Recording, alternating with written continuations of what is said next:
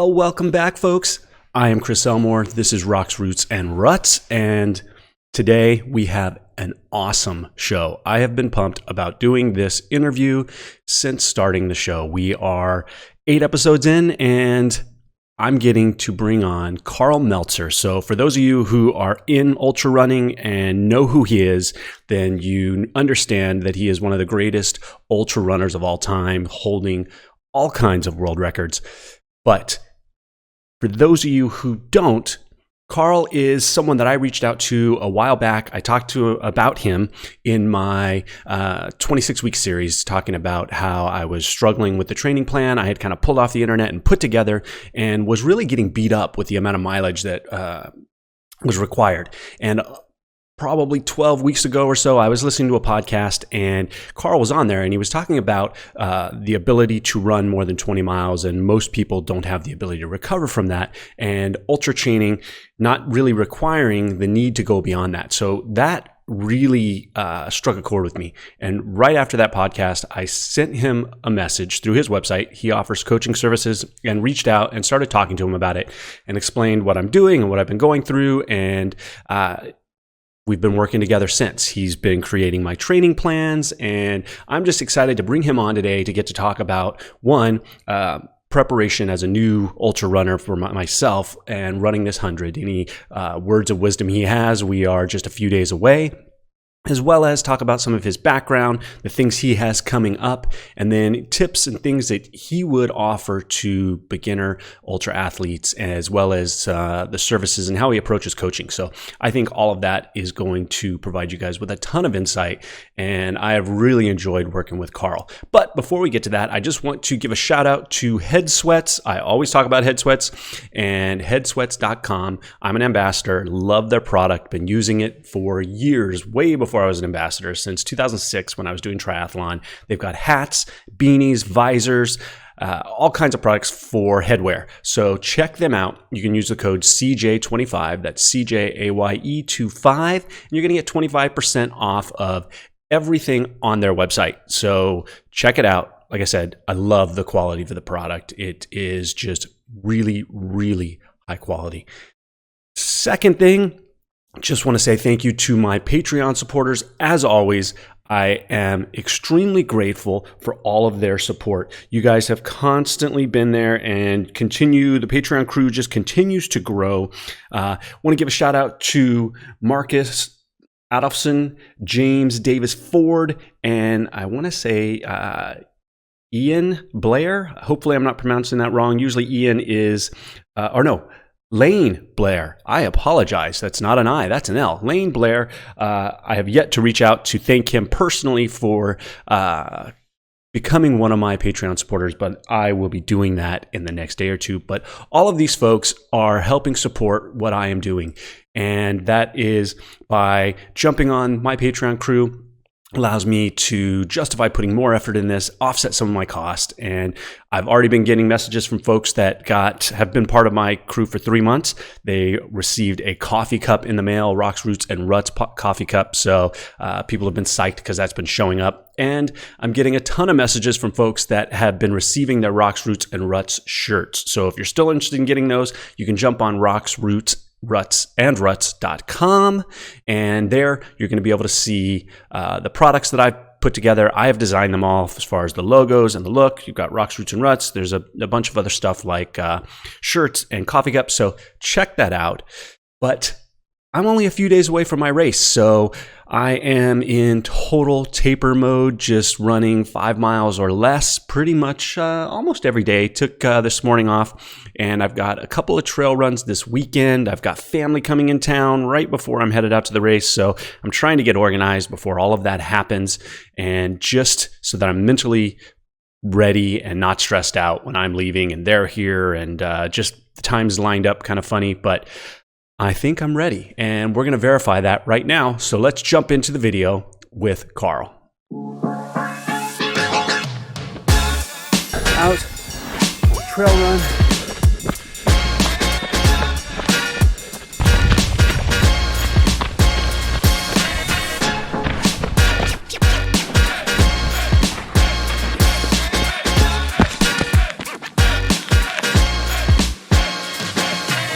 All right, Carl, well, we are live after a few technical difficulties. Hopefully our microphones stay on. How you doing this morning? I'm doing good this morning, a little upset in the belly, but I think I'll survive. Yeah, that's not good. You just kind of woke up feeling kind of nauseous? Yeah, a little weird. It's life, It's things that happen, but we bounce out of these things pretty quickly. Yeah, well, if anyone's used to dealing with stomach issues and fighting through stuff, I'd say you have a little bit of experience doing that. Yeah, I just kind of laugh at that stuff and it shakes and I shake it out. But I mean, that's probably one of the keys to success, right? Just not thinking about problems. You got to think about the positive all the time. Yeah, exactly. I'd say dwelling on stuff like that is, I guess, can send you down a rabbit hole, especially which we'll get into. But kind of, even in a race or just a general day, right? The more you dwell on that stuff, it's like the worse you feel. Exactly. I mean, positive thoughts can mean a lot. Yeah. Well, I'm going to give a little introduction to you. A lot of my viewers and a lot of the people that have started watching my 26-week series are people that I think are looking for motivation or inspiration, and the connection that I've had with a lot of people is the fact that I'm 40-something. I'm 42 years old and I have 2 kids and a job and trying to run 100 miles, my first 100-mile race, and trying to balance all of that. And the series that I've been creating kind of covers that. It's not just me running all the time. It's really the balance and the things I'm going through, the products I'm trying. And part of that document series was me reaching out to you. I was using a training program that I got online, and it was just beating me up. I wasn't recovering. The mileage, I think, was just too much for me. I've done Ironmans and things like that in the past, but I had taken a long break when we bought a house and did a bunch of remodeling, and then I decided to jump into this. And I think I upped the mileage too quick. And then this plan, is just a ton of miles going 24 on Saturday and then 14 or 16 on Sunday, and just I felt like I started to go downhill and things weren't getting better as training went on. Things were starting to get worse. And I was listening to a podcast and you were on it, and I'm trying to remember the name of it, but I'll put it in the show notes so people can listen to it. But you just listening to all of the things you've done, which we definitely will talk about, but you said one thing and it really resonated with me and it kind of hit home, was a comment about, I'll say 95%, but it was in the 90s basically. Most people can't recover from a training run beyond 20 miles and then just continue to train. And that just kind of struck a chord. And I literally got home and I sent you a message. And that's where kind of we started out right there. That's pretty awesome. I think, it's funny that some other people have mentioned that to me before about, 20, 22, it depends on your speed and stuff. But, you don't even have to look at the mileage. You kind of look at time, 4 hours. When you work out for more than 4 hours, like at least in my opinion anyway, you sort of get to a point where you're starting to get negative effects, where you're working yourself into being sore and tired, and then your muscles don't recover overnight. My goal anyway is to kind of hopefully recover, and for you as a client and stuff, is to recover overnight to be able to make the next run the next day quality, instead of like, oh God, I have to do 15 today, but I'm really tired. The whole idea is to be able to wake up every morning and say, okay, I want to run, number one. So it's mentally in your head. You want to do it. You're not just fighting through it. And then you are recovered, so your run is good, and it's somewhat of a quality run. The first person that mentioned that comment to me about not being able to recover was Matt Carpenter. And some of us will remember him and how great of a runner he was, or probably still is. I haven't seen him in a while, but he never did a training run longer than 20 miles. And he's the guy that's won the Pikes Peak Marathon 16 times. Wow. Has the record, all those things, So he just focused a lot of his training more on quality over quantity. And it's not every day is hard, There are easy days are also just as important as hard days. So you sort of have to balance that and, and really listen to your body and know when not to push it, and then also times when to push it. So that's, as a coach, I try to teach people that, but it takes a little while to really understand your body and to learn, like, okay, I need to go slow today. Even if Carl said today's a harder day and I feel absolutely awful. Yeah, I think it's knowing. It's okay to go slow. Yeah, I think it's learning to recognize where maybe there's things you should push through and then there's things you shouldn't, right? And trying to learn that, I think, is a real struggle. It's a struggle for me. Am I sick? Am I injured? Am I just not feeling it? Right? When do you push and when do you not? And I think that's something you have to learn. Yeah, it just takes time, and you can get advice from myself or from others and stuff like that, and that sort of helps guide you towards that direction. But sometimes it really is all between your ears too.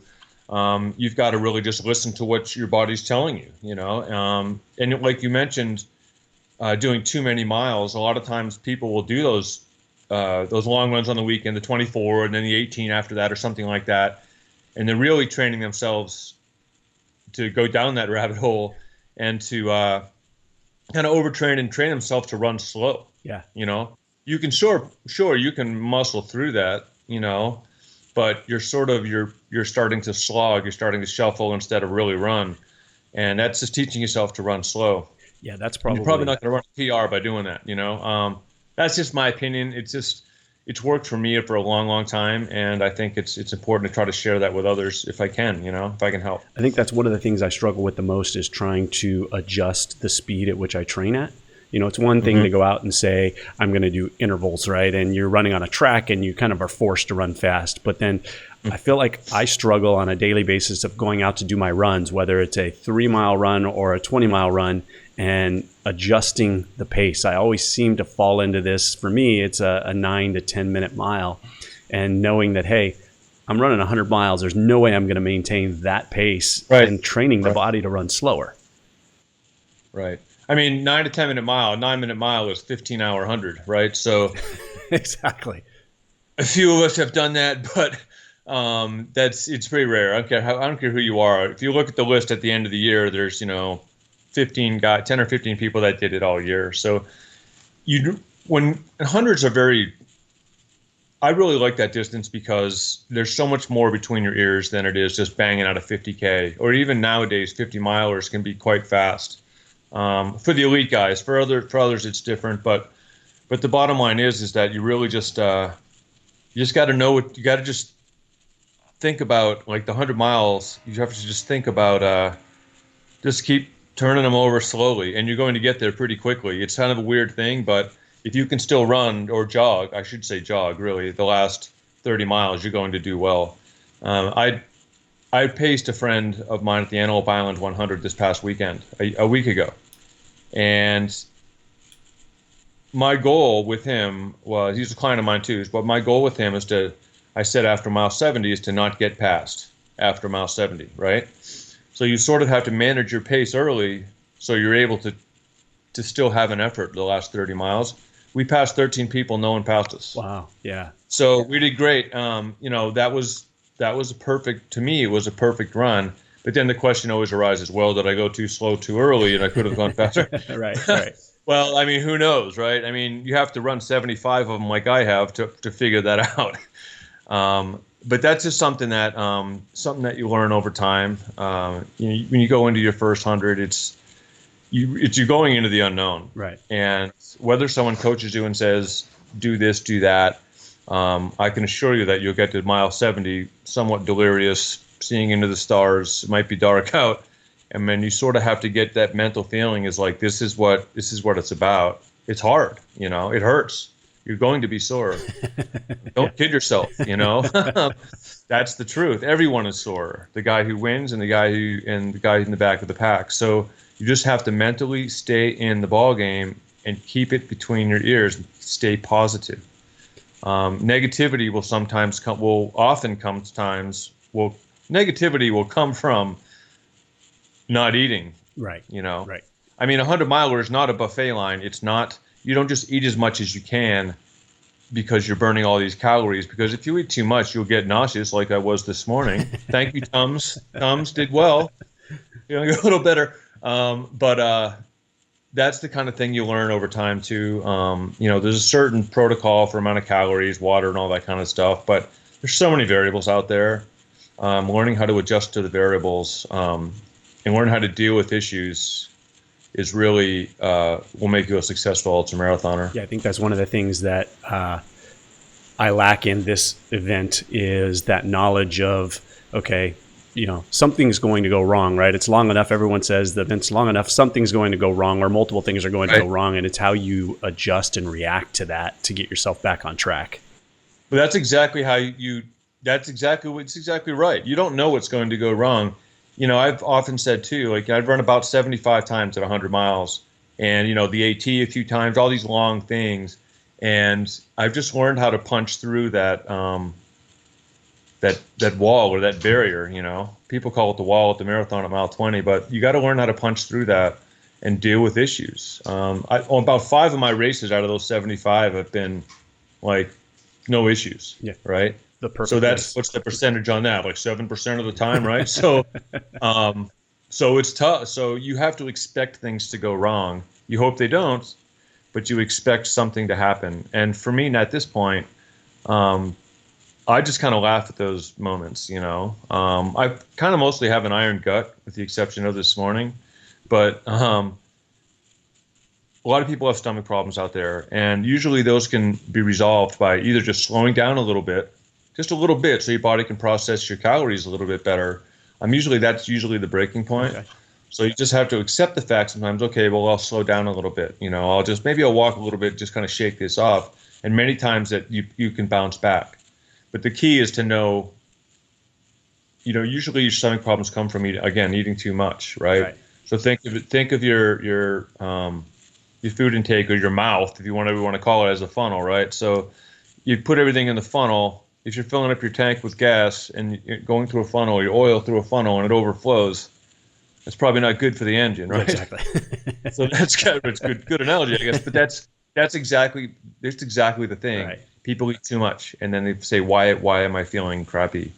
You've got to sort of monitor just the right amount of calories, which takes practice, and sort of stay on the edge. You can't overdo it, and you don't want to underdo it, but you got to sort of stay on that edge of just having enough. And a lot of elite runners, that's what they do. They eat gel. Yeah. Well, that's what you've talked to me about, and that's what I've transitioned to. And when I did that 62 miler, I did eat some other things, right? Because there were times where I was walking, but I specifically had 2 gels an hour pretty much. And it was great. No cramps, no issues whatsoever. The funny thing about gel is most people say, well, the gels make my stomach upset. Well, I can assure you that it's not the gel that's making your stomach upset. It's the fact that you eat too many of them. If you're drinking something in your bottle too with sugar, so whatever your drink is, on top of those gels, you're taking in more calories. So that's filling up that funnel again, right? Yeah. You have to balance it. That's what people learn over time, I think. Yeah, it's funny. I started working with you right after I did my first 50K, and I took a huge, pack or camel pack with fluid in it with a carbohydrate replacement, right? And I drank that probably for the first half, and at some point, and I had gels, but at some point I couldn't drink it anymore. I wanted water. And it was funny, right after I talked to you, we start working, you talk about transitioning to drinking water only and taking gels and having something that isn't filled with calories and having that water in between has made a huge difference. Well, it's easier to monitor, it's easier to monitor your calories by having water's sort of the equalizer, Yeah.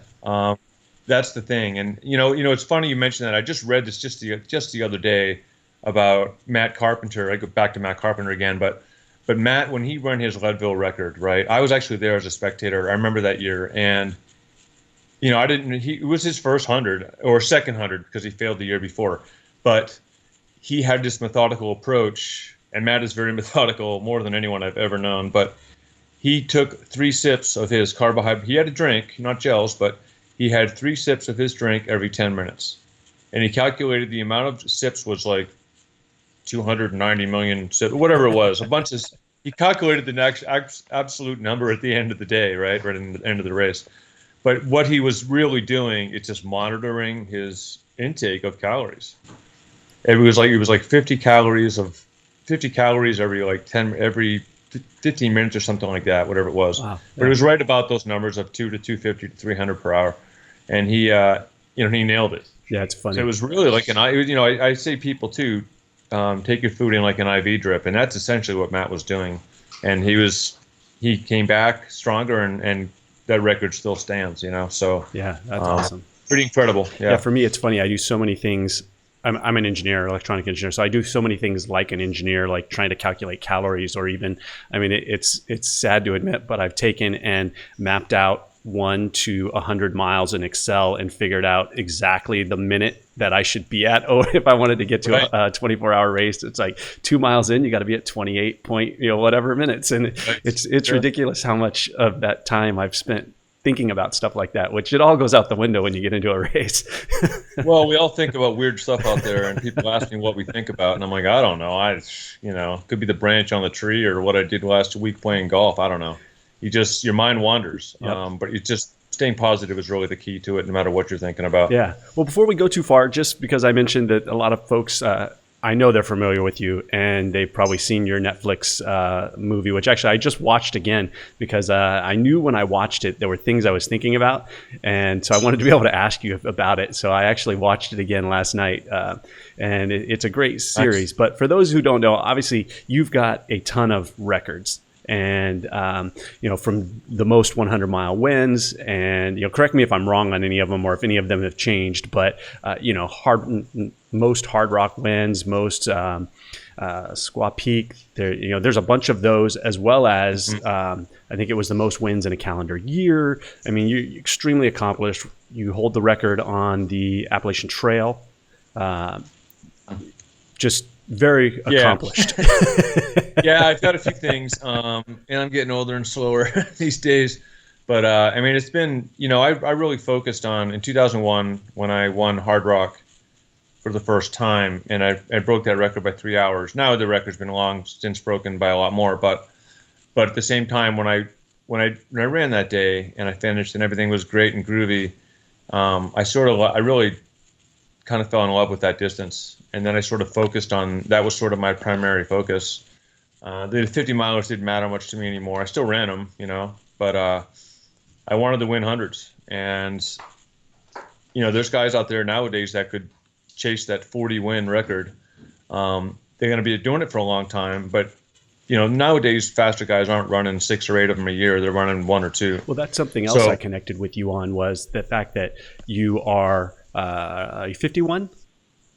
Right? Yeah, 51. You're 51, right? I'm 40, and I've noticed my ability to train and withstand stuff has gone, has gone down. But your longevity, when you look at ultra running, and as I've learned a lot more, these runners come and go, and they're not out there when they're 50, right? They hit the scene, they win some things, they set some records, and then a lot of them are gone, and maybe they're having kids, they've moved on. But you have just this consistent performance and ability to just year after year train, and that really appealed to me because obviously you're still doing it and able to do it. So that was another thing that I think really, you look at elite athletes and it's like, oh yeah, it'd be great to talk to them about coaching and training, and the thing I identified with you is really that longevity.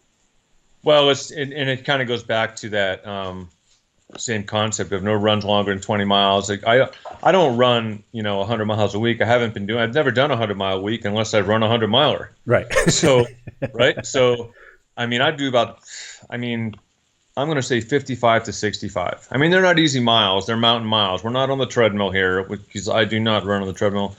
But they're not easy miles, but at the same time, I don't overdo it. And I just try to keep myself healthy, when I have niggles or something's wrong with my knee or whatever the reason might be, I'm not really afraid to turn around and walk home.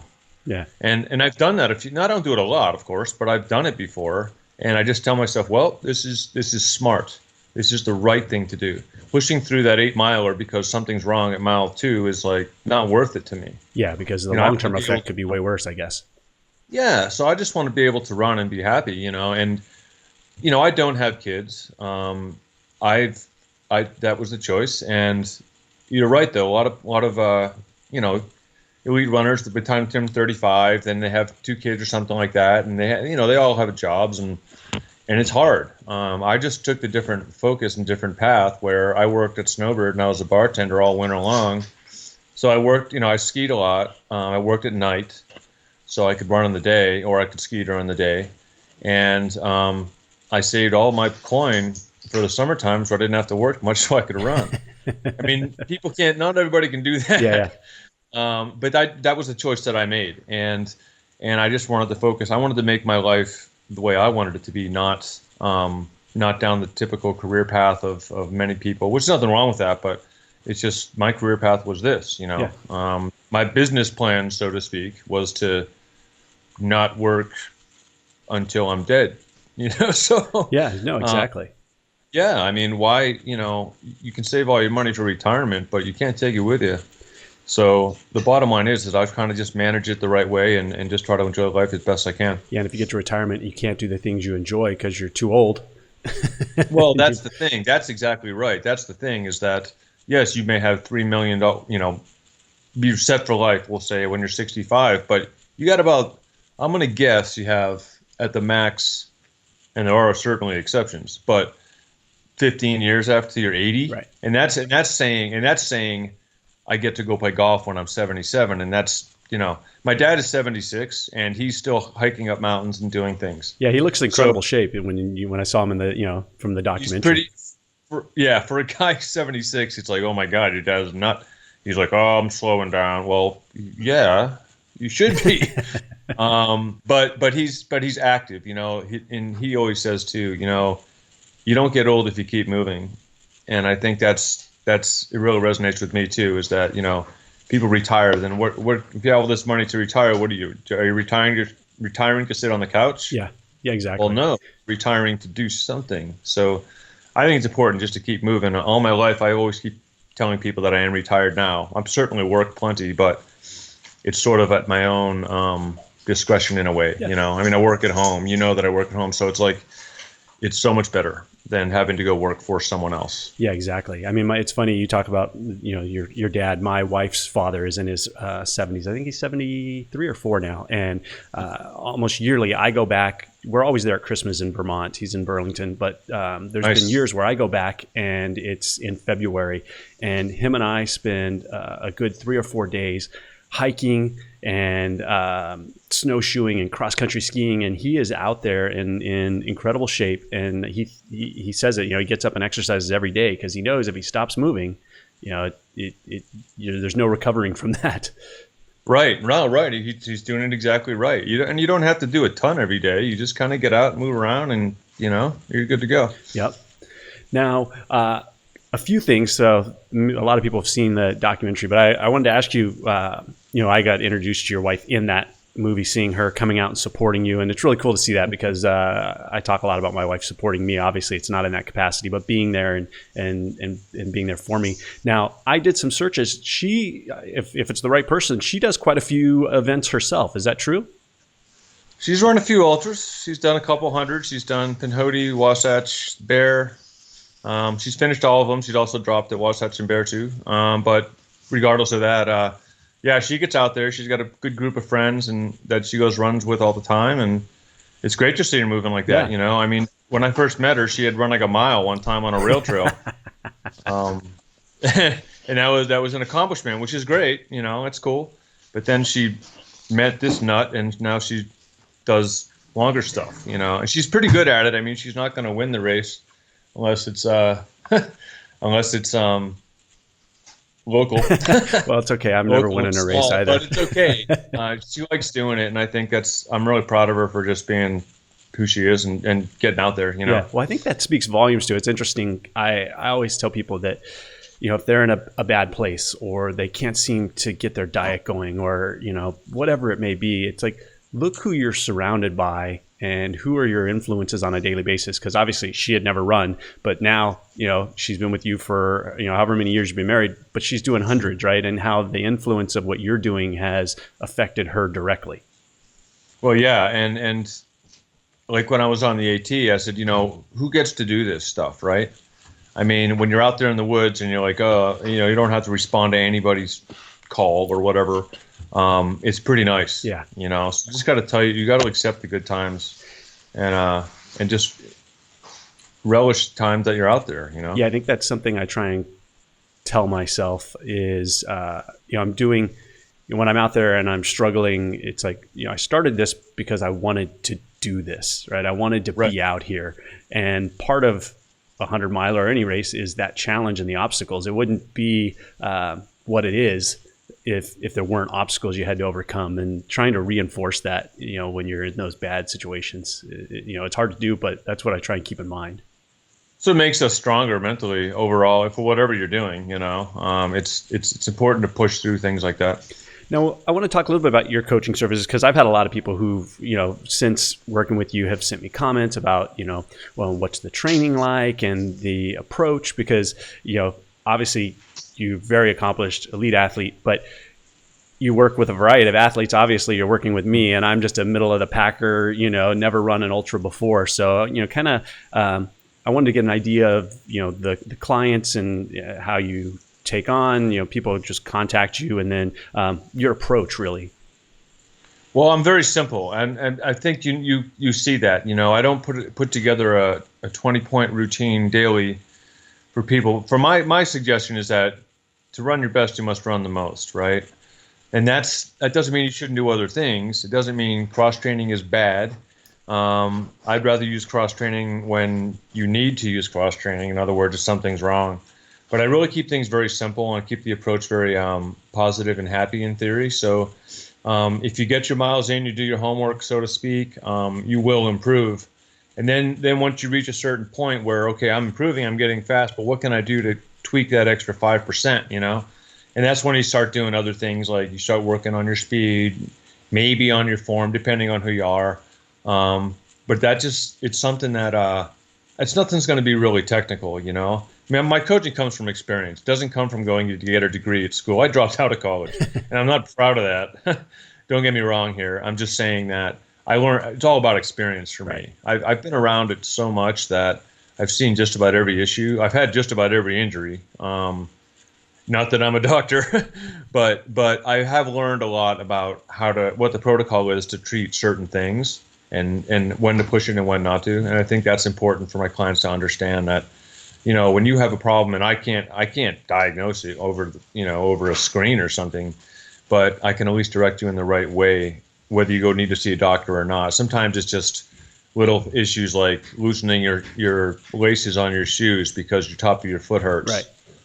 That's common. I went to a doctor for that. My damn foot hurts so much.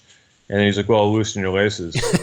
$200 later for the appointment. Thanks. But it was the truth is it rubs on the tendons and aggravates them, and you don't massage it because you don't aggravate nerves. It's just little stuff like that I've learned over the years that I can really help people with, and it's simple. Other technical stuff is different, but well, you gave us simple advice. You gave some simple advice of if you start running, if you have an injury or something's bothering you, if you start running and it goes away, then that's probably a good indication that you can continue to train to some level. Well, you warm up and it feels a little better, but then there's protocol after. Like if it's when you do that, if you have a knee issue and it sort of goes away, like a lot of times little muscles and things like that, they just a little tweak, you get warmed up, you feel all right. You can test it a little bit, but there's a certain level of how far you actually test it. Right. Testing it doesn't mean making it hurt. Testing something is going through the run and not letting it hurt. Yeah, exactly. Then you're successful. Okay, that was good. Tomorrow will be good too. Sometimes people will, they'll have an injury and they'll test it, and then they just make it worse because they powered through that 8-miler and ran that 6-minute mile down the hill. Well, that's a bad idea because now it hurts again. Yeah, I think that's been my biggest obstacle through all of this has been a calf issue. And, it's like a calf strain nagging thing that, I'll think it gets better, and then I'll step off a curb and boom, it's right back. And it's been trying to figure out how to balance that. Right. And those are tough. Like with a calf injury, if it's a calf strain, it's really about stretching it lightly. You don't stretch. You never really want to, like, if you have a calf strain or whatever the strain might be, you don't necessarily always work that area. You work the areas around it to strengthen the areas around it, and then let that thing heal on its own on the inside. So that's just from experience. Again, back to experience. I've learned that over time that if you have a calf injury, it's not about just like stretching that thing as much as you can. You stretch it very lightly so your fibers kind of line up straight, and you leave it alone. Yeah. It's just simple stuff like that that I've learned. My doctor that I had was he is very, very descriptive, and you could never get out. You couldn't even get out of his office because he wouldn't let you leave unless you had it all figured out. There's other people waiting there for 2 hours to see him, but that's how I learned. Sometimes, unfortunately, doctors will say, "Okay, you've got a calf strain. Do this. See ya." Yeah. Or you've got the doctor that says you shouldn't be running anyways. Don't run. Running's bad for you, right? It's like, okay, that's the wrong doctor. How often do we hear that, right? But it's bad, and he's overweight, right? Exactly. So the bottom line is like it's important to have a good doctor. We can't all control that, but if your doctor is educating you on the injury, why it happened, you always try to find the root of the problem, and then find a solution. Instead of just saying this is a problem, go see your physical therapist for 3 weeks and I'll talk to you in a month. That's wrong, in my opinion. So I've learned a lot that way too. Yeah. Now, one of the things I wanted to ask you, I get asked quite a few times I've got asked about as a new ultra athlete and going into this 100-mile race, do I have a strategy, like a run-walk strategy? And I wanted to pick your brain on that as far as what your thoughts are on that and what you tell newer athletes as far as, a run walk strategy.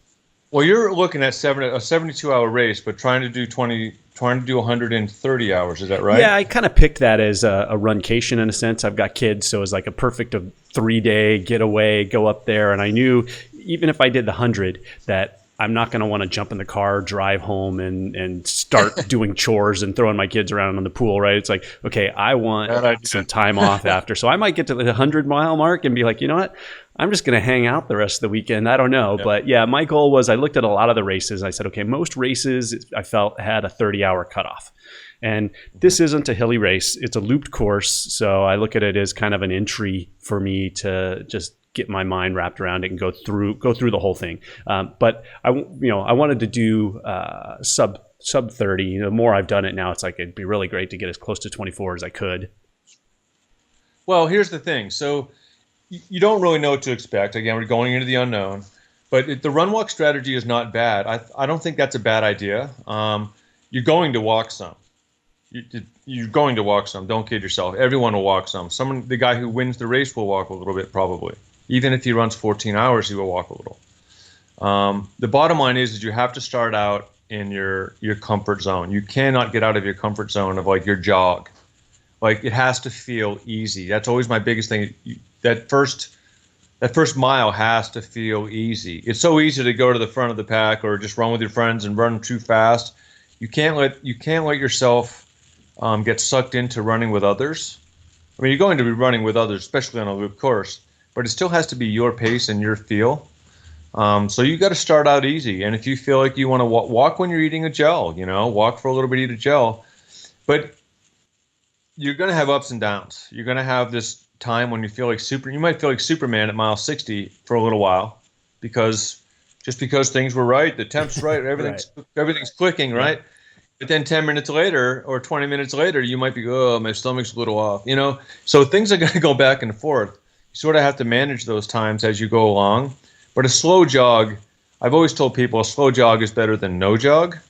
Okay. Because walking, the fastest you can walk, and I can assure you is about 3.7 miles an hour before it becomes a trot, before it feels comfortable. Between 3.7 and 4.5 miles an hour, it's almost an uncomfortable speed. Yeah, it's a real hard But that's power your walk. speed to break your 30 hours or to go between about 27, So you have to either jog really slow or walk with a purpose. Many people will walk without a purpose. So they start lollygagging and they're actually only walking about 2.5 miles an hour, which is pretty slow. 3 miles an hour should be a piece of cake to walk. That's sort of a normal walk for most people. You've got to at least keep that up. Too many people, they start walking, they start lollygagging. And then there's always when you're really searching for a certain time, aid station stops kill people. Yeah, I was going to say that's one of the things I think I learned this last time, and I think I've always done pretty well with aid stations. And I think that comes from Ironman. It's like get in and get out. Right, you're better off walking than sitting for 10 minutes. Right, because you can almost get the same amount of rest walking slow. And you can eat a cookie or something while you're walking.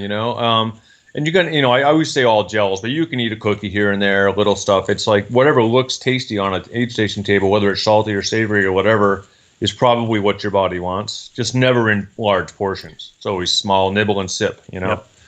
But the walk run strategy, it's a good strategy for a long period of time. But early in your race, I mean, I would just jog. Yeah. Just jog until you feel like you can walk a little bit, and that's okay. You tell yourself that's okay. Then you jog for 30 minutes, and you might walk for 5. Yeah. That 5-minute walk might feel awesome.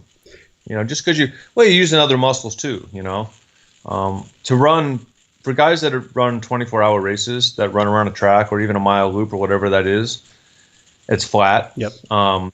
The elite guys, they got to run every step. And I'll tell you one thing, that really hurts to run every step. Yeah. It's funny. Hard. That race that I was at, Zach Bitter, who's a world record holder, right? He was there and he ran that race. And to watch him run a 7-minute mile and he actually only ran the 12-hour portion. He was just trying to break 112, which is close to his record. Right.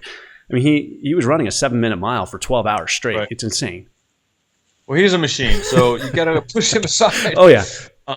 That is kind of like Zach's specialty, because you put him on a trail, and he's certainly very fast and all that, but he's not as good on a trail as he is on the track. I mean, that's just the truth. I mean, I'm sure he would be if he practiced it more, but the bottom line is that that's sort of his specialty, and it is amazing to see someone go loop around like that. I've done it before. I did one 24-hour race in San Diego in 2002 or something like that, a long time ago.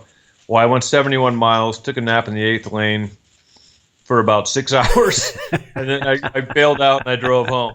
And I said, I'm never doing that again.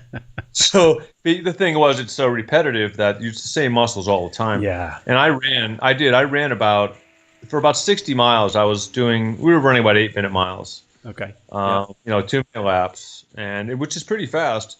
But by the time I got through, that maybe 9 hours or something like that, my legs were so sore I could barely move. Then I drove home. Yeah, that's which was incredible. 13 hours. I've driven home from the Massanutten 100, and that was in Virginia. Yeah. But anyway, that's another story. But the bottom line is, getting back to your initial question, is that you're going to walk some, so it's okay, but just walk with a purpose. And if you walk with a purpose, you'll get your goal time. And the aid station stuff is just like you said, you can, especially with a loop course like that, you're not going to carry anything in your hand really. Maybe you'll carry a handheld or something really small, but you just got to make sure you're still moving forward. Moving forward is progress. Yeah, I think that helped me with that race. Particularly was a half mile, so it wasn't just a track, but it was around a track. Essentially, was in the middle of it, and having that little bit of water kind of forced me to constantly drink. But this other race is 2 miles, and it is kind of out on a trail, but you're definitely not ever remote, right? You're never more than a mile away from an aid station, so you're not going to need to carry a lot. But just kind of figuring out, in my mind, I ran 11s for the first 40 of that race I did a couple weeks ago. And I realized that was too fast, I think, because the next, I took a rest. I slept for 4 hours. I was just there to support someone, got up in the morning, and which you had recommended 24 hours, and here I go run 62. Well, I know the feeling. I get it. I'm human too. I understand. I'm like sending the email going, oh my God, he's going to say, all right, I'm not coaching you anymore. But I'm human too. I get it. I mean, sometimes it's like when when you go for a long run with friends, and you're supposed to do 16, but you're with your buddies and whatever, and you go 23 or something. I get that. It's just a matter of you have to accept the fact that, that was a little long, so your recovery time takes a little bit longer. So then you just listen to your body and feel it, and you recover. Yeah, and that's exactly. So you ran 60, then you stepped off a curb, right? So that's a whole other thing. But the whole idea after that 60 was you need to recover. Right. Even if it's slow, you need to recover. But you'll go into this next one, you'll have a little bit better feel of how you start out. Yeah, and that's what I was getting to. It's I ran 11s and I realized that, okay, that was too fast, because I know I couldn't have maintained that, because when I got to the 40, I was tired. I hadn't been walking very much, and I realized, okay, I really need to try and probably do 12s, right? Shoot for 12s. Well, one thing you'll understand too, that there's a few rules that numbers that I've always looked at, and let's say, for instance, you're trying to run, let's just use 20 hours as an example. You're trying to run 20 hours for 100 miles. It's 12-minute miles. You're never going to run the second half the same speed as the first half. I mean, Zach Bitter might have, okay? But let's take Zach out of the equation here. If you run the first 50 miles in, say, 9 hours, which is like right around 11-minute mile. Okay, it's 9:10 is 11-minute mile. So you're probably going to, if you run a decent race relative to the field, your second half is probably going to be 11 hours, which means you're going to run about 20. 2 hours slower the second half sounds like a lot, but when you're tired and your legs are shuffling not as fast as they were early, that's just the truth. Yeah. Don't kid yourself. You're going to be slower the second half. If you're trying to run 30 hours, it's a slightly different equation. You might do 13 hours for the first 9 or the first 50, and then 17 hours for the second 50. Right. Okay, so that's just sort of how it works. So if you're going through that 100 miles in 30 hours or say 24 hours, you're looking at your first, say 10 hours. You run 10 the first 50, 12 and a half, you run 22 and a half. That's if you run a good race. If you run a bad race or don't do so well, you could run the first 50 in 9 hours and the second 50 in 15 hours. You might get 24, but it was a death march 24. Exactly. Okay. So you sort of have to manage, you have to expect to slow down, but it's about that slow jog is better than no jog, and you'll get there. And that, I swear to God, that 2 hour, 3 hour difference from your time you watch. That'll happen if you have a decent race. And, my guy that ran Antelope Island, another example, he went through 50 miles in like 9:10. He finished in 22:40. Yeah. So it was pretty close to that ratio, you know. And he ran again. He passed 13 people in the last 30 miles. So he ran strong relative to the field. I had another client who was right behind him, maybe 15 minutes behind him at 50 miles. He ran like 23:30. So he also ran a pretty good relative pace to his race, So that's kind of what you have to look at. Yeah, that's just how they are. You get slow in the second half. I think that's what I've tried to do. Is the reason I did that calculation with that Excel spreadsheet was, okay, I looked at 100 miles at 12-minute miles is 20 hours. Yeah, 20 hours, and then I did 14 point whatever to hit exactly 24. And you kind of look at that ratio at 50, where I was at 50 miles, and then you realize, okay, that's kind of giving me a big enough buffer.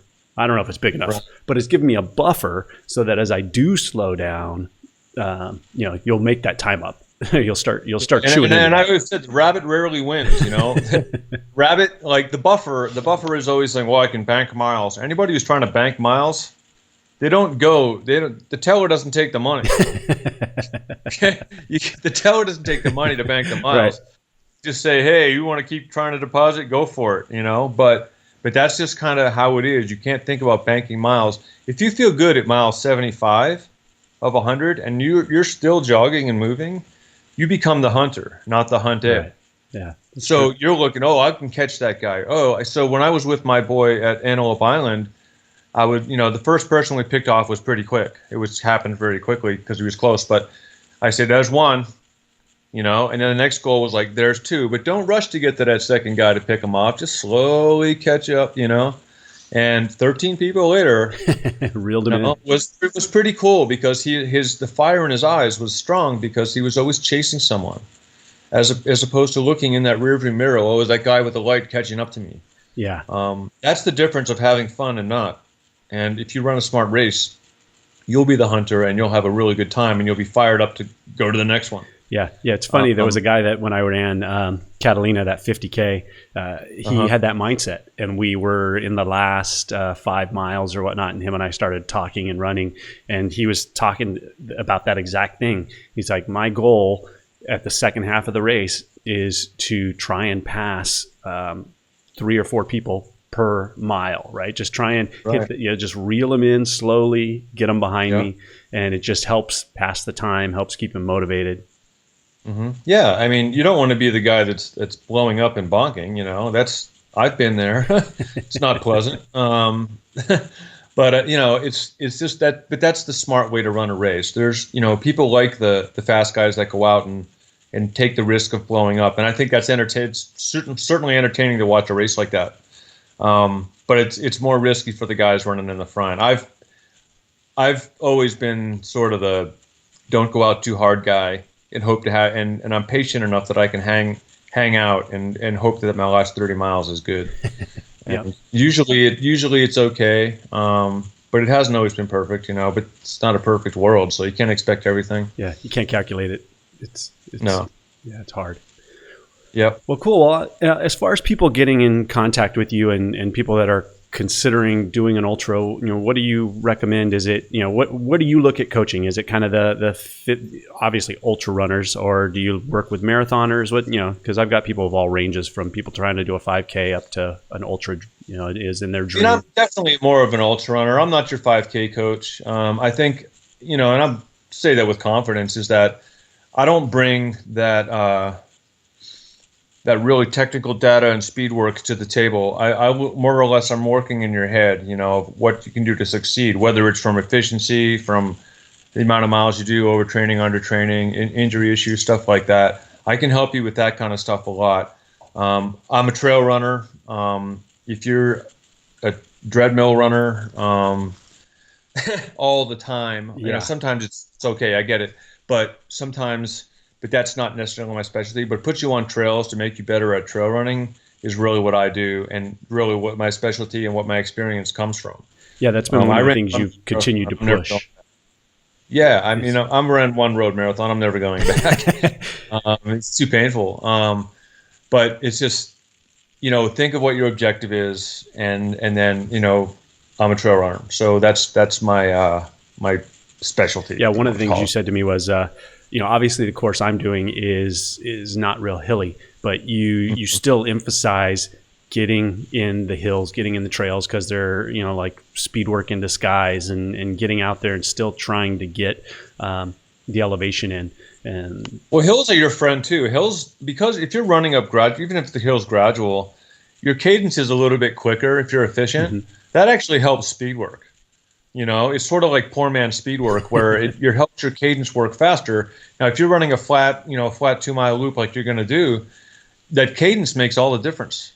Your cadence, the long, loping, kind of boring stride over time isn't going to help. But if you can keep spinning them, kind of like, another good analogy too is, if you remember the Lance Armstrong, Jan Ullrich days back in the Tour de France. I'm old, so I remember this stuff. But higher cadence. Yeah, right. I mean, they talked about that on that cycle. Lance would be ding, zing, zing, zing, zing, zing, and Jan, who was just as strong as Lance, just cranking. He was cranking those high gears. Phil Liggett would always say, "Who always won? Armstrong always beat him." Yeah. They were all doping, so it didn't matter. But there's the joke. But the bottom line is that cadence is so much more efficient. Efficiency is always going to be your friend the longer the distance is. Yeah, it's funny because after doing the race a couple weeks ago, I thought a lot about cadence and trying to shorten my stride and have a higher cadence. And it's funny, I got home and I started doing a bunch of searches on YouTube trying to find videos.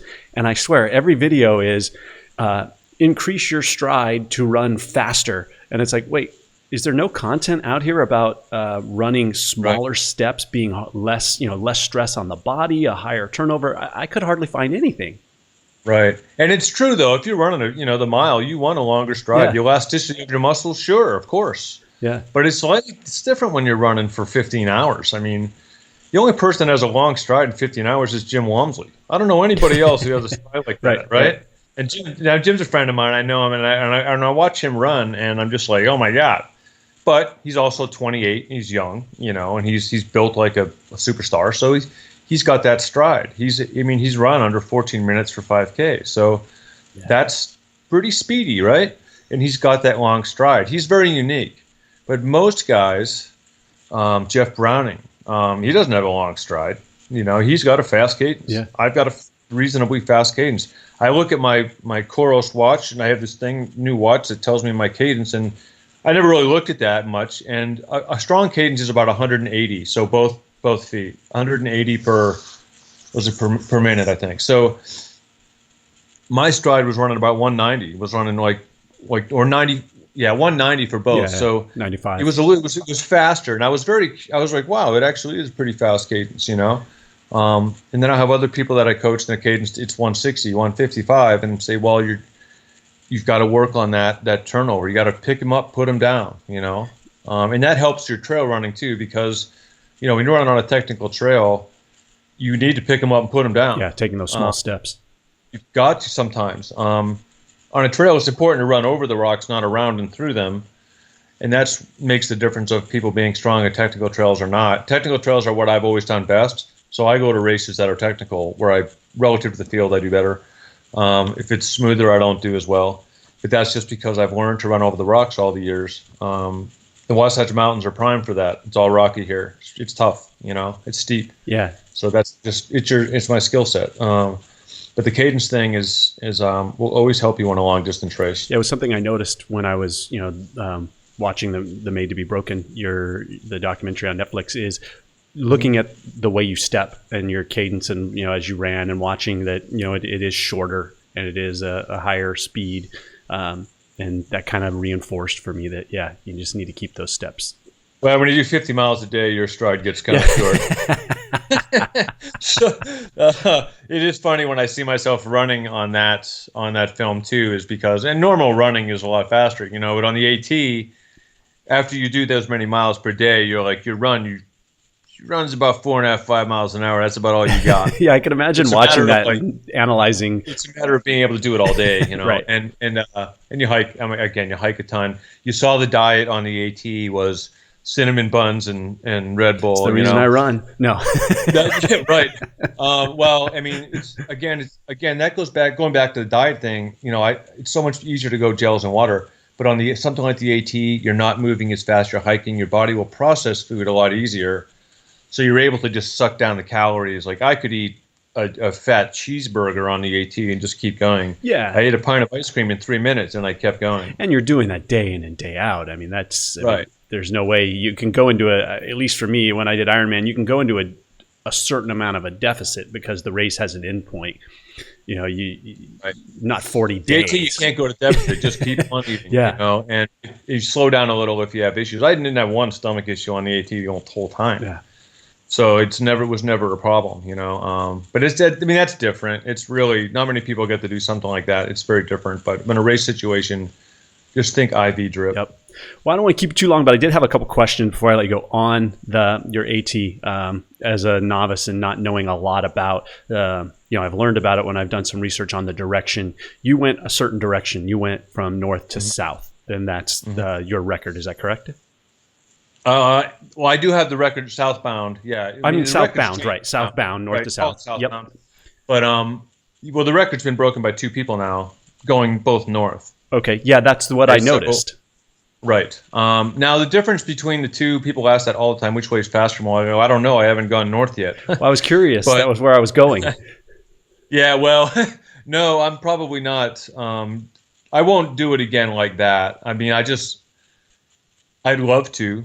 Don't get me wrong. I don't think I have the ability to run 41 days in 7 hours, which is what the record is now. But the bottom line is that when I went southbound the first time in 2008, which was my first run on the AT, I went southbound because that's the direction the record was held. Okay. And that was the initial reason. I'm from New Hampshire. I wanted to the whole other thought process too was that I wanted to get the junk. I mean, the AT is all junk. It's all hard. There's no easy part of the AT except Shenandoah National Park. But it's a highway there. They mow it, basically. But in New Hampshire and Maine are ridiculously difficult. It's really, really rooty and rocky and tough and hilly and way tougher than these trails out west. Many people out west don't understand that, but I'll take you on the Pemmy Loop in New Hampshire and you'll be like, oh my God, are you kidding me? But I wanted to get that harder stuff out of the way. And then that takes about 10 days to get out of that area. And then it gets a little easier. Then you get to Vermont. It's all hilly and tough, but it's just not quite as rooty and rocky. The northbounders is really the typical way to go because most people are starting basically right now this time of year. This is the bubble right now when most through hikers start. Jericho went northbound because that's sort of the traditional way. And it's warmer down there, I guess, at this point, right? What's that? Warmer down there at this point. Well, yeah, so you move north. I mean, you can't even go to Katahdin right now. The park is closed, Baxter State Park, until about at least mid-May. Okay, yeah. So you can't even start, You don't want the black flies either. It's nasty. So, yeah, it gets ugly. But Scott wanted to do the traditional way. He wanted to finish on top of Katahdin, which is definitely monumental.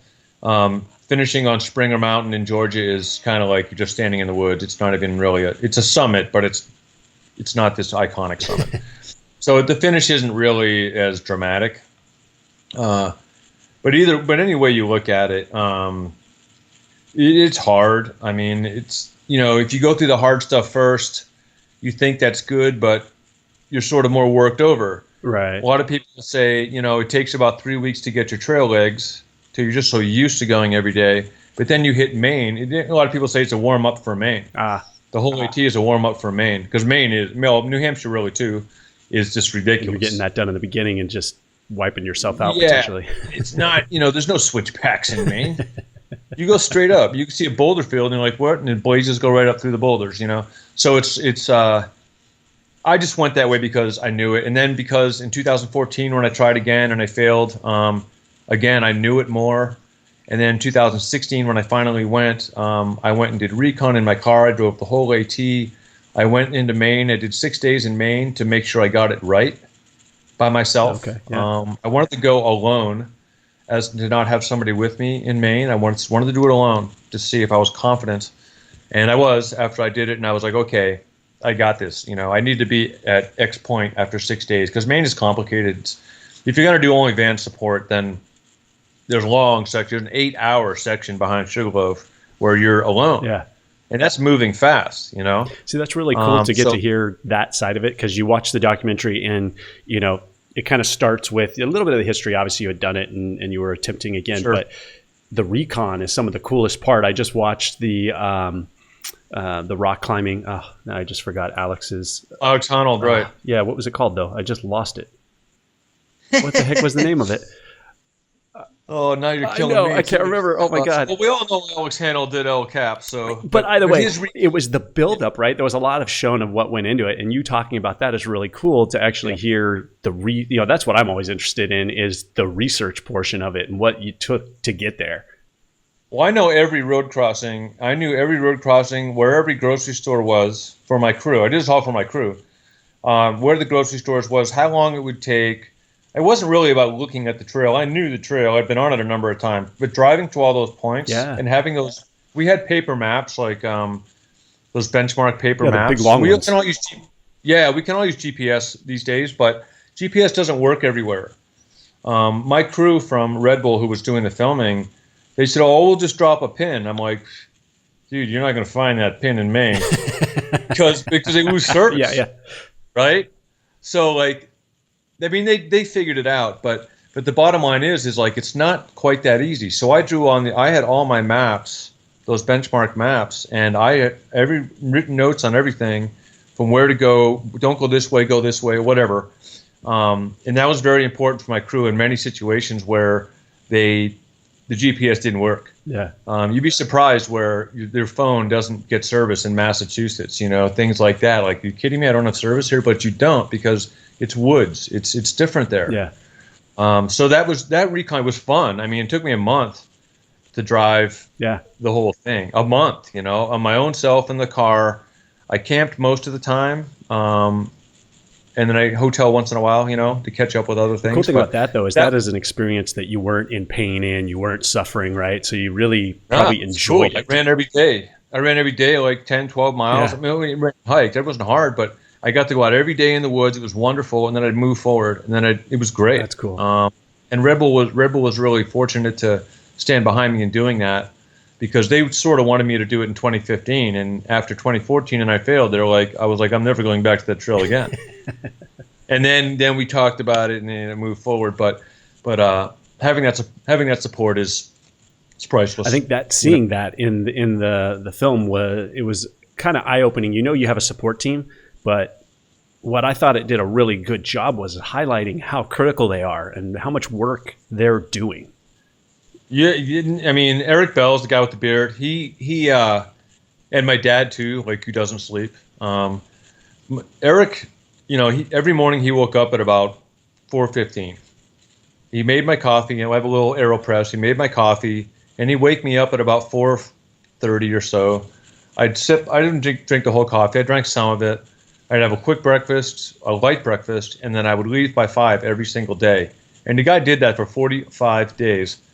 And the second I leave, they pack up the van, they whip it up. We saw that in the film, but off to the next spot, off to the next spot. By the time the day's over, it was usually just about dark or whatever.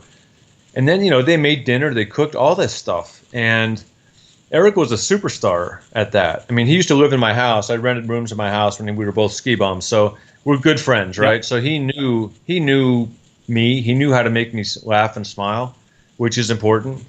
And the guy's entertaining, as you know. I mean, I'm sure you found other entertaining. So it was a really cool.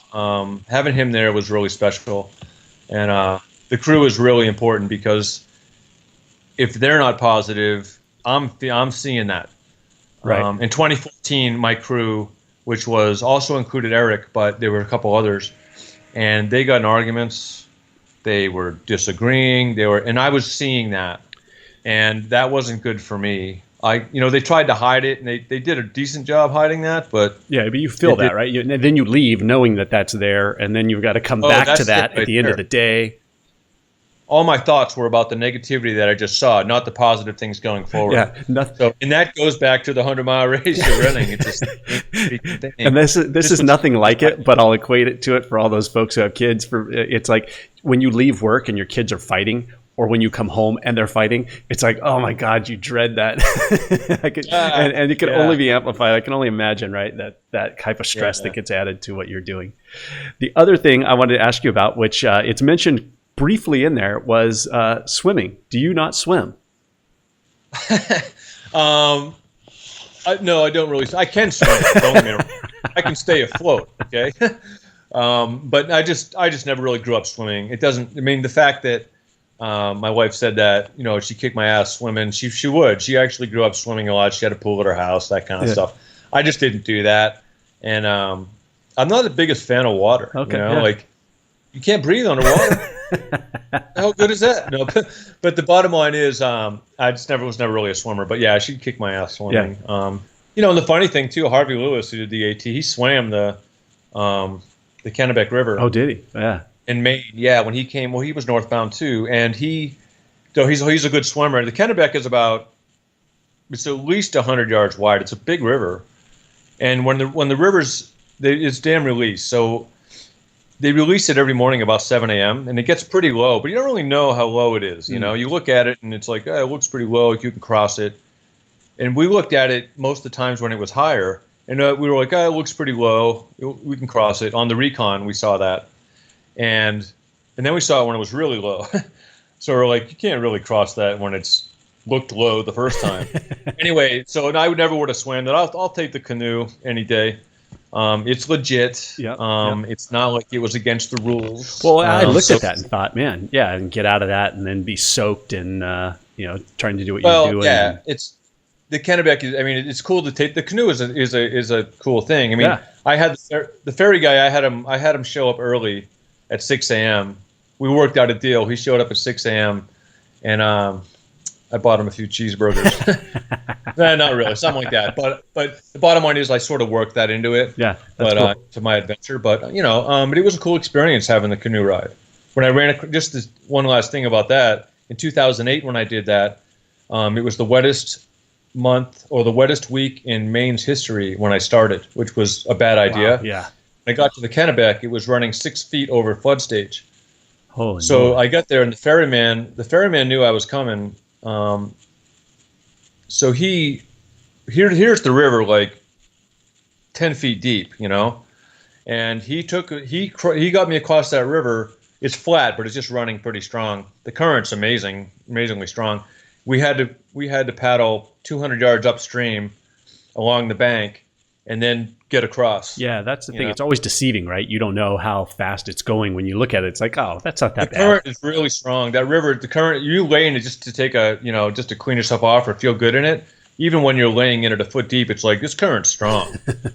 It really, it's amazing how tough it is. Yeah.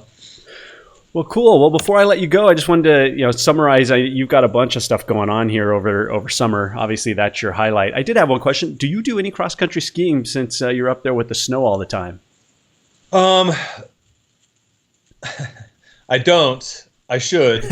I've been a groomer for many years, So I do enjoy it. It's just another thing where I don't like all the gear, all the extra gear. I like to be open and free when I run. And being a pro runner, running is sort of like, running's my thing. Right. But I've done a little cross country skiing, my alpine skiing, and I'm a telemark skier too. I haven't skied as much lately because I'm a pro runner, and if I get hurt, then especially at age 51, if I get hurt, I'm probably done. Like if I really hurt myself, blow a knee or something. Yeah. So I've sort of been cautious to that. I will get back to it. I play a lot of golf. Yeah, I've heard you say that before. I was curious, how much skiing you still did or cross country, and I hear you do quite a bit of golf. Yeah, well, it's just golf is the ultimate recovery round, a recovery thing. You run a long race, you go walk 18 holes on a golf course, and it's a great recovery tool. And if you're decent at the sport, which I'm reasonably decent at, it's actually fun. Yeah. So yeah, I like to get out and do what I like to do, what do I want to do, and I think that's again goes back to everything. It's important to just do what you want, if you can. That's always been my problem is I'm not any good at it, so it's not fun. When I was a little kid, so I got my handicap down to like 3, about 3 nice. Was my lowest. Yeah, so pretty good. I'm shooting the 70s, but I don't break par hardly ever, but it's fun, and I really enjoy it. Well, cool. Well, then what do you have? I know you've emailed me, but what do you have going on for the next, I know you've got Sonoma, but what do you have going on between now and I guess the fall?